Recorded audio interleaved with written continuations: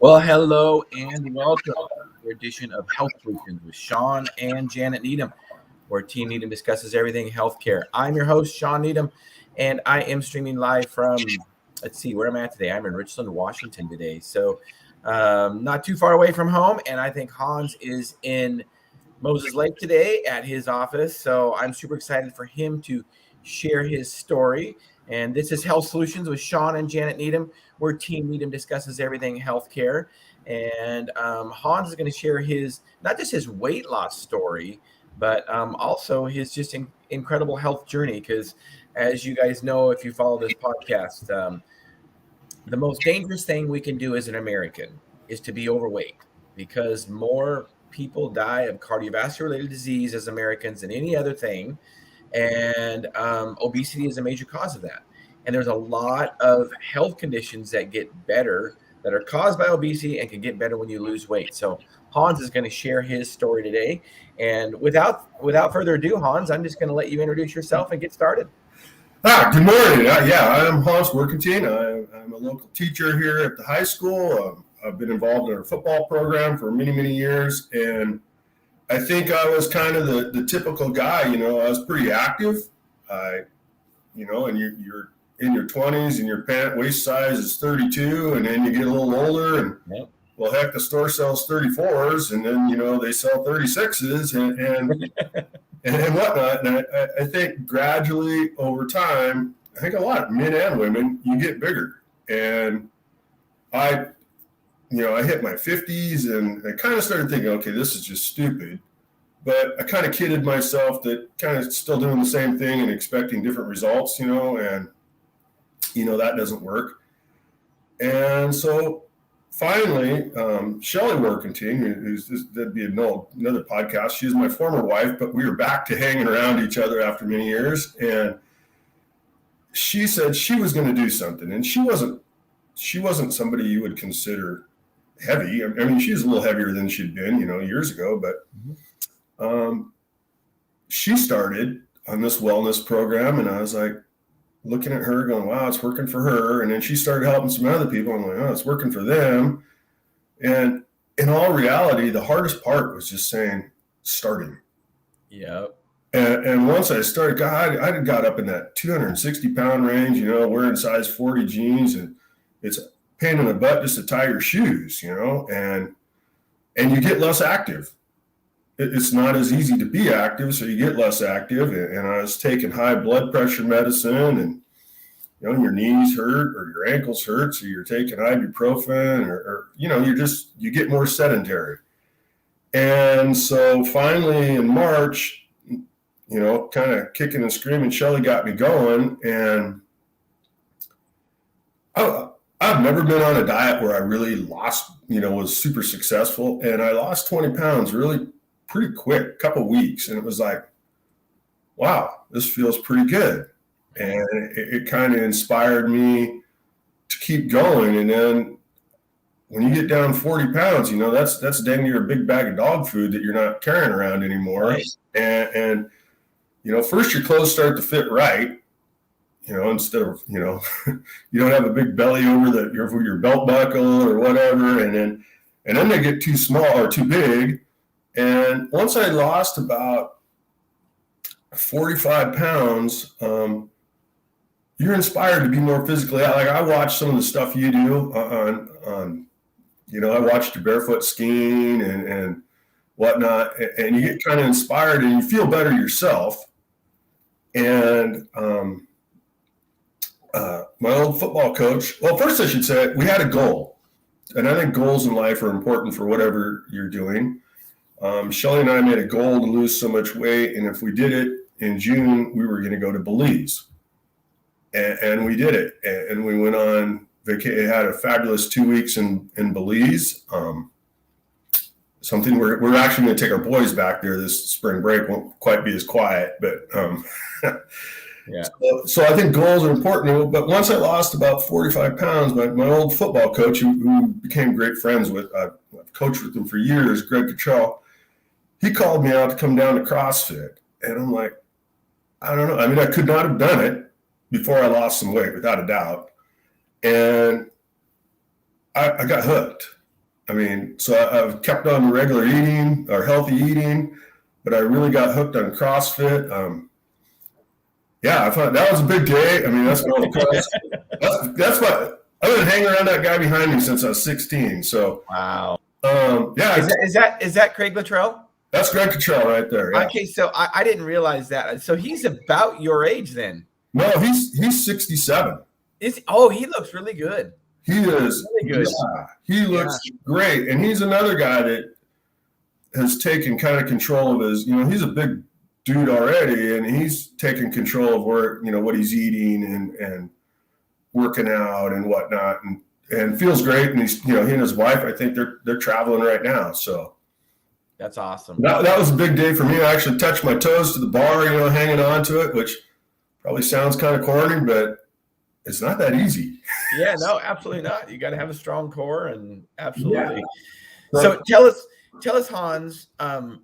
There's usually in somebody's weight loss journey, there's usually a final straw where somebody says, "Okay, this is it. I'm done." Did you have a aha moment like that? I kind of, the fall before I started, I didn't even like riding my bike. I mean, my belly's in my way, and I kind of stumbled across some pictures, and I found a picture of my dad. And my dad he was like 80 or 81. He's 89 now. And he was on his bike. He lives kind of in the Montlake area, and he had biked out to my house. And I started thinking, well, geez, he could ride his bike 6, 7, 10 miles in his early 80s.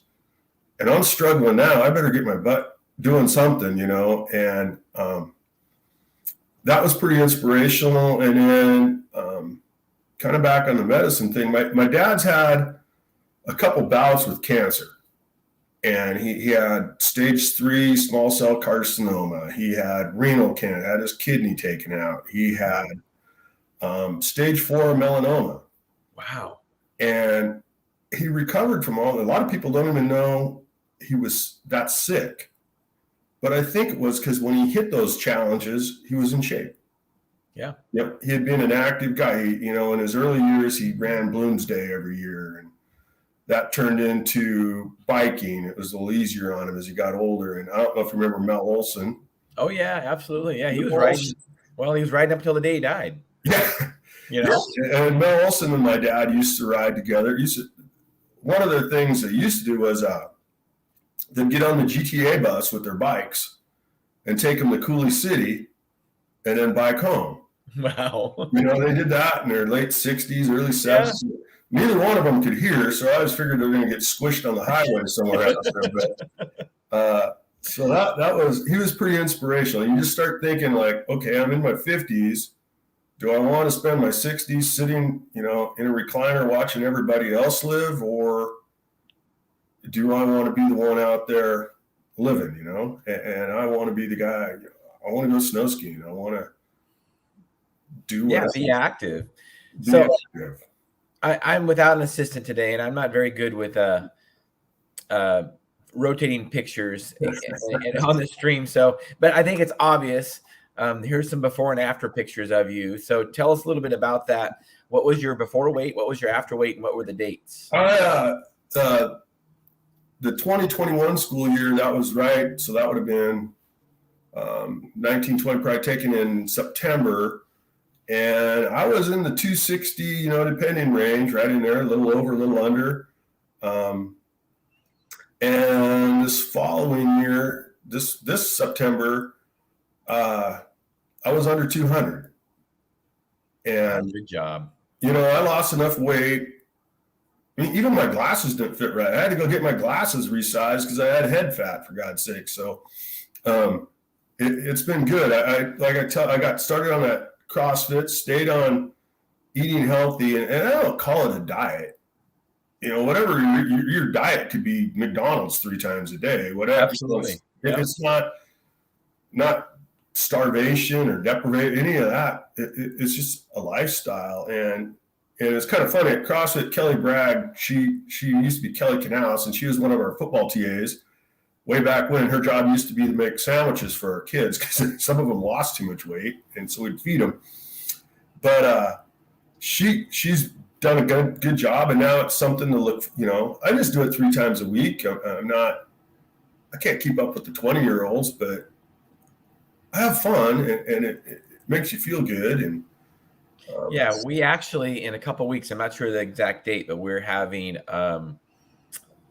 the Moses Lake CrossFit team, one of their managers, on our show to talk about CrossFit. So you have to stay tuned for that. Yeah, I will, definitely. Yeah. I think, kind of thinking about it, eventually I got down 70 pounds, and I'm not sure if I'll go a lot more,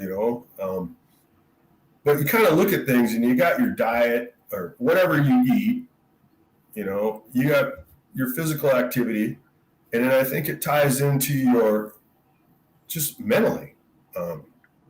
You Absolutely. working out, eating healthy. I think you're mentally sharper. I think there's something to be said for having, a positive mindset or growth mindset. For me, I'm working on some new things at school, and I have more energy than I would have 5 years ago by far. And then I think the other thing is when you start rolling all those things together, it kind of, I don't want to say who you associate with, but active people you tend to notice other active people. You know what I'm saying? And Yeah. all those things interact, and it keeps spiraling in a good direction. But I think you could also let all those things interact and spiral in the wrong direction. So for me, it's been great. I noticed that, like I mentioned, you barefoot skiing, water skiing, and it kind of made me laugh because we used to water ski all the time in high school, and we used to do this game. You had to try to barefoot at least once before you could get back in the boat. Yeah, right. You have to drop a ski, and I never did it. I biffed it, but some of my friends could do it. So I find myself watching little things like that, and it's inspirational. And you go, well, maybe I want to water ski this summer. I haven't slalom skied for 15 years, Yeah, and I will tell you, one thing that was frustrating for me, that's kind of a story that made me lose weight years ago, is that I couldn't get up on one ski anymore. And I was like yourself. I don't know. Did you grow up in Moses Lake? Yes, I did.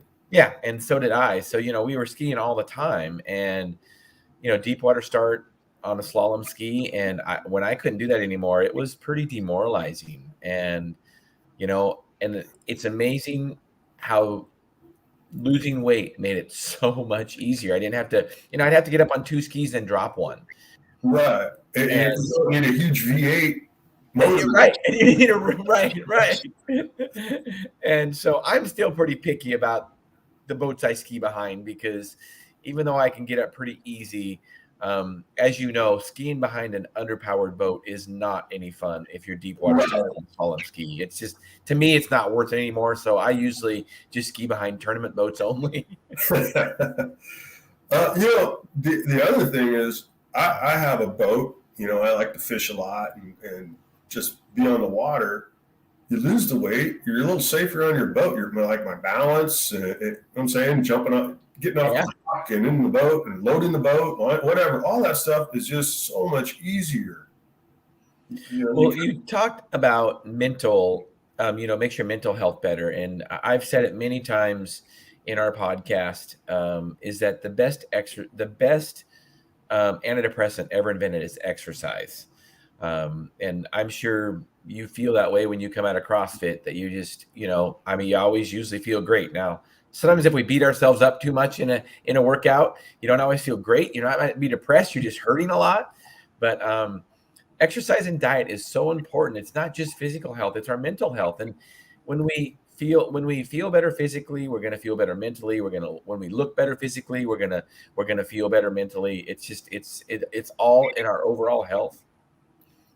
Totally agree. I look at, I start looking at some people maybe around work or other places that maybe tend to be a little negative, or, it's more cloudy than sunny. And one thing I think a lot of them have in common is they don't move.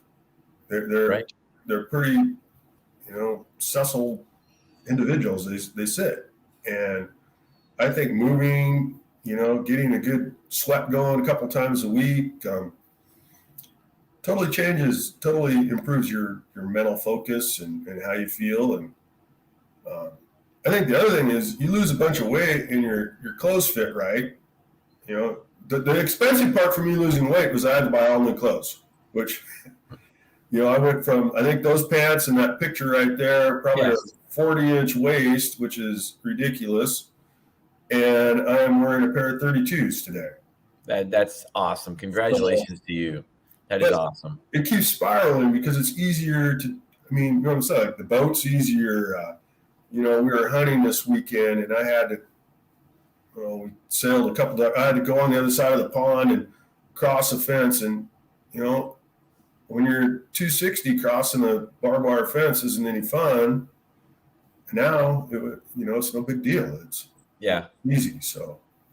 Yeah, it's amazing the things that just get easier after you lose weight. And you just, I think as you kind of alluded to, we just kind of gain weight slowly as we get older. I mean, we don't have to, but a lot of times we do. And then all of a sudden, there's just a lot of things that you weren't doing anymore that you didn't realize it. And then you start doing some of those things and then you realize, wow, when I was, 70 pounds heavier, I couldn't do that. I mean, just simple things like, I was talking to somebody a few weeks ago and getting off the floor. I mean, from laying down to standing up, it was difficult.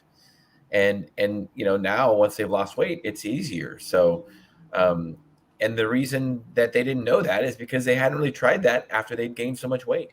Right. Just the other month, my youngest son moved into a new place in Spokane, and I was putting together his bed, and I realized, I'm on the floor, and I probably wouldn't have done it. I would have done it, but it would not have been as easy.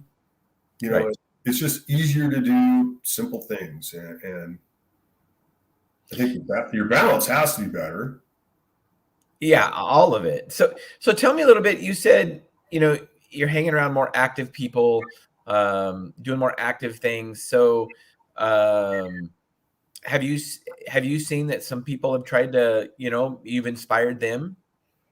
Yeah, to a point. I think Shelly really has. She has really done a great job. But yeah, people start asking you, what are you doing? Or you look good. It feels good when people say you look good, but they're curious and whatnot. So, and then your friends, they want to do stuff. So I'm looking forward to the spring to get outside a little more and get back on a bike, or I enjoy a good walk too. In the fall or in the winter, I have a little lab and we do some quail hunting and pheasant hunting, and and you hook up with other people that like to do that. So it's fun. And it's all, the other thing I was going to say about clothes is I don't care what your profession is. If your clothes fit right and you walk into a meeting, you have to be more confident. You know what I'm saying? To get up in front of a bunch of people, if you can't tuck your shirt in or it's kind of tucked in and you can almost see your shoes, but you can't. And it gives you I think it gives you a professional confidence in yourself. And I agree with you 100%. It says a lot. When you can, when you can dress nice and not look sloppy, it says a lot, and it can do a lot for you professionally too. I mean, I know I feel a lot more confident when, I used to not even like to look at myself in the mirror when I was, overweight. I don't know if you had the same problem. Yeah, I just wouldn't look. I mean, I get out of the shower in the morning and I would not look. And, and so obviously I was not confident. And I can tell you that I've had more success, not just personally, but also professionally in my career, after I lost weight. So, and I think a lot of it is, like you say, it's just you have more confidence. Right. Ton more confidence, and it all spirals, and then you have more fun, and then you feel better, and then you make sure you eat better, and you stay out. I mean, it just spirals and spirals. It's a good thing. I like it. So tell me about your bike riding. How much you ride your bike? I used to ride, well, way back, Cottrell and I and a couple others, at lunchtime at the high school, we had just enough time we could bike to the fairgrounds and back. Oh, is that right? And we did it. I probably didn't smell so great the last class of the day. Yeah, right. But we used to do that. I used to go on little 20-mile bike rides. Not hard. I see some of the stuff you do, not that hardcore downhill stuff. Yeah. But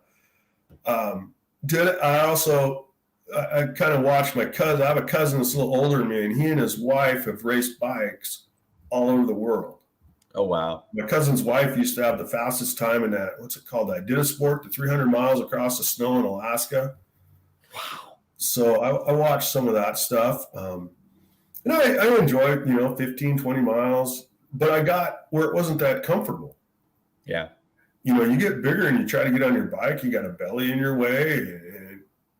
And so this summer was good. I'm thinking next summer is going to be even better. I watched you do some of that downhill action. Last summer, 2 summers ago, we were at Big Sky Ski Resort. Yeah. And we're sitting in Scissor Bills there and watching the guys come down the mountain. And sadly, the entertaining part was about every 15th guy just bit it, Yeah, right. That's one thing about downhilling. It's a good spectator sport because somebody's going to crash for sure. Yeah. So, I've never been to Big Sky. It's Bozeman, right? Yeah, it's out of Bozeman. Yeah. And I've talked to some guys there that have ridden there, and I never have made it there. I should make a trip there. I heard it is a pretty good mountain. I know it's a good ski mountain, and I think they built a mountain bike course there just a couple of years ago. Really, it hasn't been there that long. So, right, it is a beautiful place to go. And there's some beautiful hikes there, and it's just back to being active. There's things to do. Right. So tell me what your routine as far as, what were you doing that was getting you in the most trouble when you were overweight as far as eating goes? I think the biggest thing I did is I would eat a lot of, I call them cheap or worthless calorie carbs, or chips or, something that felt good for 30 seconds while you ate it. And then later you didn't feel so good. Or right. I enjoy eating food that doesn't have ingredients, food that's just whole food. I enjoy steak. I enjoy chicken and fish. I always like vegetables. I've kind of shied away from like the baked potato with all the butter and whatnot, but I'll eat the steak and I eat the fish, you know what I'm saying? I'm never hungry. I'm actually less hungry than I've ever been. I used to be able to graze that high school. I knew where every place where there was a snack or a miniature candy bar or a donut, I had that. I've been there 30 years. I knew where it was. And then you get on an exercise bike and realize how much work it is to burn 100 calories. And you kind of start to think, well, maybe I should be a little more conscious of what I'm throwing in the old system. And, it makes a big difference. Well, and we say it often, and this is not original to me. I learned about it years ago, but you can't exercise your way out of a bad diet. It's impossible. That was something that I always thought, oh yeah, I'll just do a little extra. Right. Well, one, you can't do a little extra because you don't feel like it. Right. And no, you have to exercise 24 hours a day.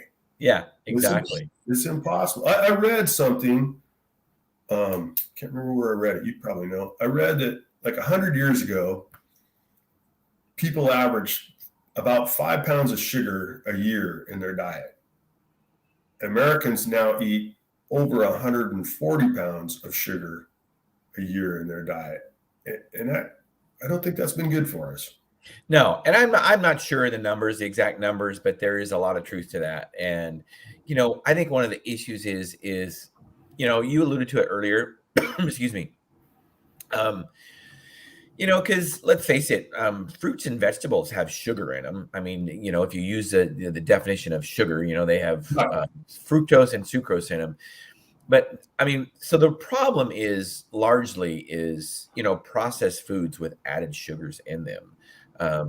Because, an apple or a banana, it's got, I guess, relatively speaking, quite a bit of sugar. I guess depending on how you define it. But I dare you, Hans, I dare you to eat 3 apples. Could you eat 3 apples?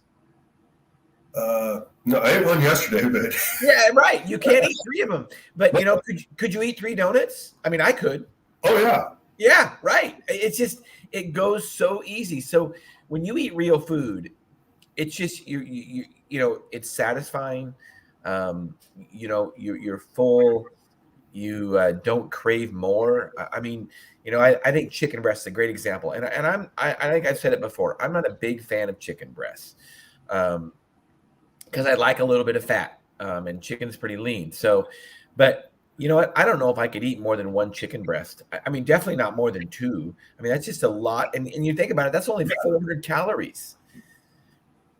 right. But, They're good calories. yeah, right. But you can eat 400 calories in 1 donut, easy. Right, and wait 3 minutes and eat another one. Exactly. Right. So it's all about eating real food and stay away from the processed foods, which does have a lot of added sugar. So this morning I had what now has become more of my typical breakfast. I had a couple of eggs, and I scramble them with some spinach thrown in there, and throw in a little reduced fat cheese and maybe tomatoes or whatever else I have sitting around, and then I'm not hungry. If I ate the big cinnamon roll an hour from now, I'd be hungry. Yeah, and eggs are just a great food. I know sometimes when I feel really, really hungry for breakfast, and I'm craving eggs. I have eggs and bacon and eggs and sausage a lot, and I'll say, hey, I'll try to eat 3 eggs and 2 pieces of sausage, and it's I can't eat 3 eggs. It's like it's a lot of and 1 egg is only 70 calories, but they're just very filling. Right. Yeah, I think that's with all the whole foods, like you're saying. I think processed foods can get you can go to Safeway and buy everything you can just throw in the microwave and heat up. But well, and that's part of the problem too, I think, Hans, is that you can just keep throwing more in the microwave to heat it up. Whereas, like you said, with your eggs and spinach, you had to make that. right. You had to take some time to prepare it. And let's say you were hungry after you prepared that eggs and spinach. Let's say you were a little bit hungry afterwards. Are you going to make any more? Probably not. I wouldn't. No. It's like, that's just too much work. I don't feel like doing it, right? Right. If you could warm it up in the microwave, take it out of the freezer, and just keep throwing it in the microwave to warm it up, it's easy. And that's part of the problem is most of us have, an unlimited food source at home or darn near. And, if you have that processed food stuff, you can just keep eating more and more of it. Right. I totally agree with that. And Shelly and I, we both like to cook. In the evening, I find that kind of relaxing for whatever reason.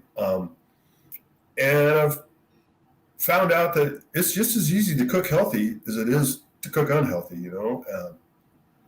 and it's fun. It's fun. Yeah. I found some new ways of making things and whatnot, and I enjoy it. And while we're on that topic, I agree that it can be easy. And I did a short little, I created a thread with some videos about eating healthy and how easy it is and how cheap it is. Because we often hear, and I want your opinion on this. I'm not trying to put you on the spot. We didn't prepare for this, but I think I know where you'll go with it. We hear all the time how eating healthy is so expensive, and that's why people don't do it. You got any comments on that? Well, you can look at that in a lot of ways because I don't know. You go to the store, you can buy fairly healthy food that's not processed. Buy food that's food. It doesn't cost you really any more than buying processed food. And there's other expenses too. Like for me, I'm not paying a copay on high blood pressure. Exactly. Right.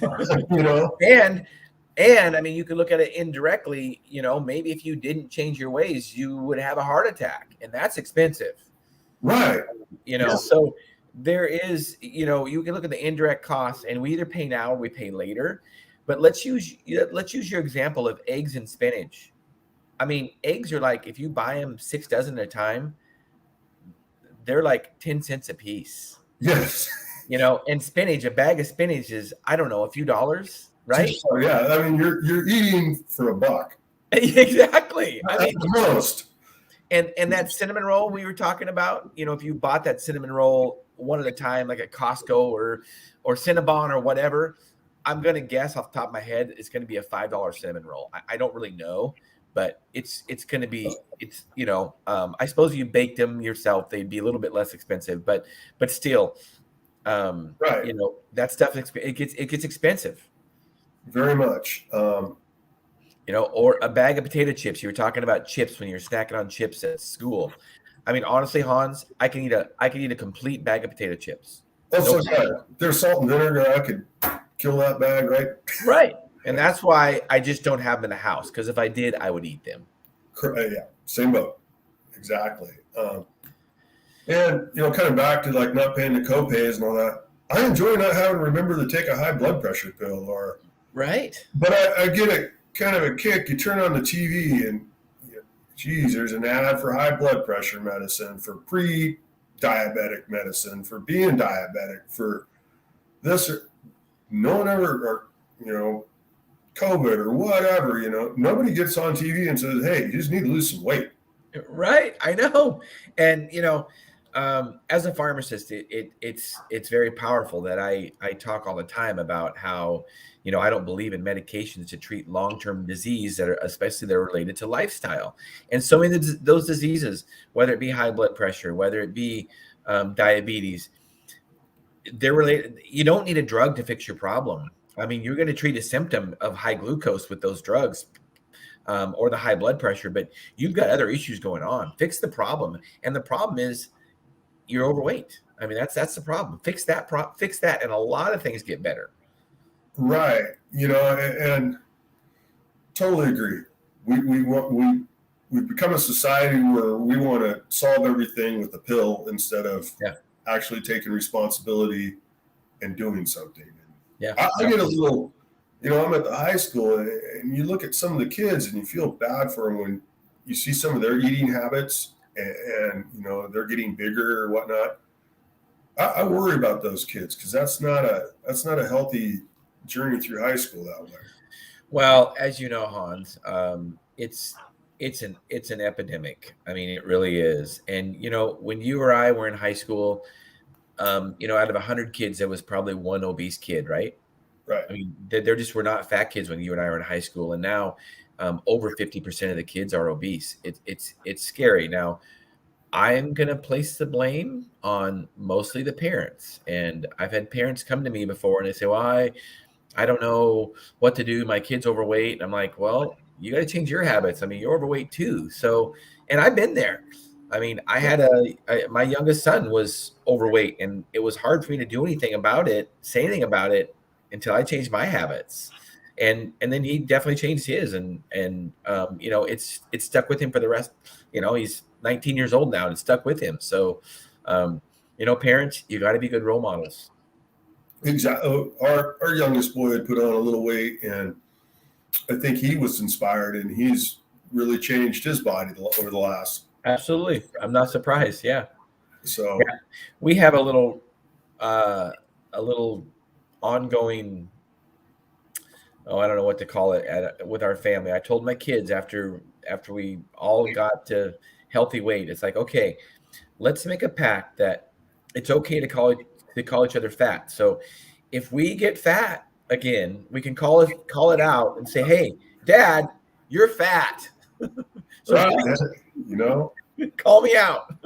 Right. We are going to I told you last year, Shelly and I made a goal to go to Belize, for a certain weight, and we did. Well, this spring break, we're actually going to take both our boys. Our youngest boy has done a great job. We're going to take both our boys and future daughter-in-law to Belize and celebrate a little more. So that'll be a blast. That'll be a blast. I've heard a lot of good things about Belize. Yeah, and part of losing weight is I'm in my 50s. I still want to do things with my kids, Yeah, absolutely. And, that's one thing that inspired me is that, I was turning 40 when I started my weight loss journey. And I wanted to be able, my kids weren't quite teenagers yet, but I wanted to be able to enjoy their teen years as they got active. And, honestly, Hans, and I say it all the time on our podcast, 50 is not old, 60 is not old. I mean, 70 is not old. I have men and women that are in their 70s that are patients, and they are incredibly healthy. One of them I can think of, she's in her mid 70s. She teaches jazzercise 3 times a day. I mean, it's amazing, and she's just, she's incredible inspiration. And, one of the other things I like to say about that is that one of the reasons that we perform, we always say, well, as we get older, performance declines and we don't perform as well. But I think one of the reasons that is, and there's starting to be more studies about this, is that one of the reasons we one of the reasons we stop our performance declines is because we stop performing. But if we keep working out like we did when we were 16, 17, or 18, if we were active then, our performance isn't going to decline. So, I mean, eventually it does catch up to us, but the longer we can stay healthy, the longer we can stop that from happening. The concept of old is just a mindset, I think. It is.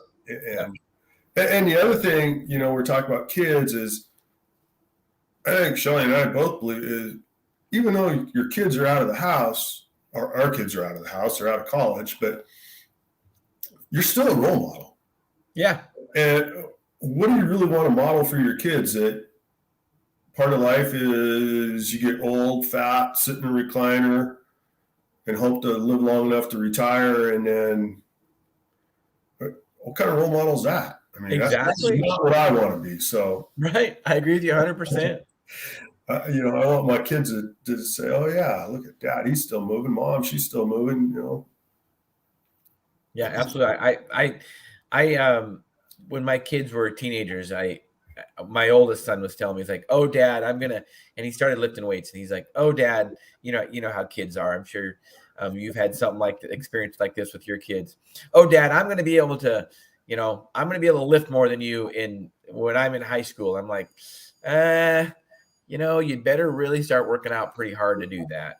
But I got to tell you, he did. He didn't do it in high school, but he definitely did it in college. And it's a good. But so now I tell him, I'm like, okay, you're stronger than me possibly in certain areas, but you still can't outrace me on a bike. So, that's what I tell him. You got to have little things. Yeah, right. I think one thing, my kids and I, we are a little competitive. We get accused of that every now and then. It doesn't even matter what it is, but yeah, there's no it's healthy. It's healthy, Absolutely.